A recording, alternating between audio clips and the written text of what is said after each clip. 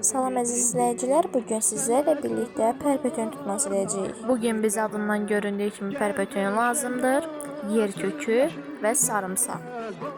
İlk olaraq pərpətönləri bu formada doğrayırıq. Yer kökləri isə sürtgəcdən keçirib bir qaba yığırıq. Bundan sonra bizə lazım olan sarımsaqları doğrayırıq. Sarımsaqları da bu qaba əlavə edirik. Biz bir balaca bankana köksüz edəcəyik. Videoda gördüyünüz formada yığırıq.